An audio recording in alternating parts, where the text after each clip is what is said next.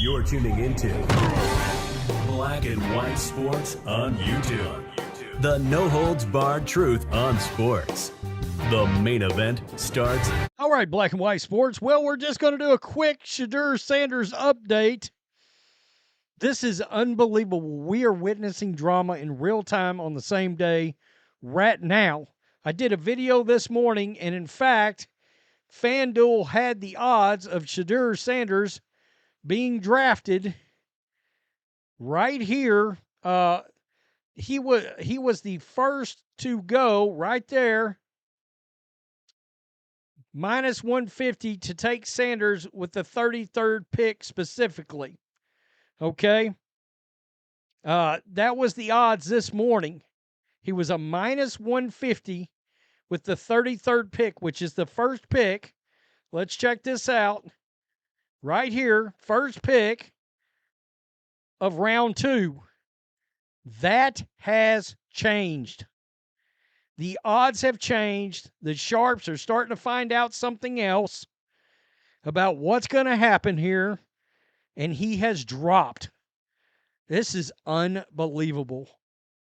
So in a matter of 5 hours, Travion Henderson is at a minus 115. Shedeur Sanders is now a plus 250. And I'm going to tell you something. This is interesting. I'm going to tell you why it's interesting. When I first pulled this up about 5 minutes ago, Shedeur Sanders was actually third. Luther Burden, the third, was actually here. Shedeur was over here in third place. So Shedeur is actually went up a notch. But he's no longer the favorite. You see that right there. Now, team odds to draft Shedeur Sanders. A minus 115. This is currently, right now, to the Cleveland Browns, followed by plus 100 at the Raiders. New Orleans Saints, plus 700. I've got to tell you, if the Saints draft Shedeur, it's going to be interesting because, for example, Todd McShay came out and flat said, he was told flat out, the Saints are not interested with Shedeur at 9 or at 40. They're out at 9 and at 40. So the Saints would be out, I guess, maybe they might be back in the third round, or if they were to acquire another second round pick. This is where it gets interesting with Shedeur. Cleveland has got a second round pick at 36. All right there, just 1, 2, 3 slots back from their 33rd pick, right before the Raiders, before the Saints, before the Jets, before the Cowboys. Me and John's a Cowboys fan. We both said during our live stream, our member stream today, watch the Cowboys. And Shedeur, well, I don't think they'll take him because of that Joe Milton trade. But still, it is interesting. Nonetheless, the Jets at 42.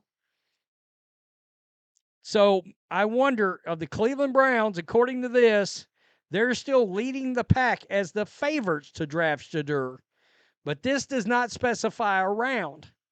All right? Meaning it could be that 36 pick, or it could be, if they got a pick, and I haven't looked at all their draft picks, if they've got a third-round pick, okay, he could be in the third round to the Cleveland Browns. So the sharps are saying there's something involving Shedeur Sanders and fire in the Cleveland Browns. But I think it's very interesting that he is no longer the favorite to the Cleveland Browns in a matter of 5 hours. He went from being the favorite to no longer being the favorite. But the Cleveland Browns are still the favorite to take him, period. So you've got to think, if he's no longer the favorite at 33, deduction would tell you maybe he's now the favorite at 36. But think about that. They didn't want to draft him in the first round. They didn't want to take him with the first pick in the second round. Their third pick, they get him. And I understand that's value, but woof. You know, I just saw an interview with Albert Breer a few minutes ago, and he said he believes that what has happened to Shedeur and the response is media driven, from the aspect of the media was the one that elevated him to a place that the NFL did not agree with. I've seen this one other time in a way. Does everybody remember when Matt Barkley was supposed to be the number 1 overall pick in the draft? If he'd have came out one year, he would have went number 1 or would have went top 10. He stayed in college and then decided to come out. Remember, he was supposed to be a high draft pick. And next thing you know, Matt Barkley was like, what? Was he taken in the 4th or 5th round? Maybe the 3rd round, but he dropped. And guess what? Matt Barkley didn't work out in the NFL as a starter. He was a career backup, a long-time career backup. But when it came down to it, the NFL said, no, we don't view Matt Barkley like that.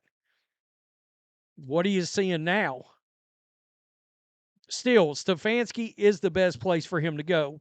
Although being in a dome wouldn't be a bad idea either, but that would have to be that'd be a major upset, and that would mean, man, the Saints will have burned a lot of draft pundits if they end up taking him.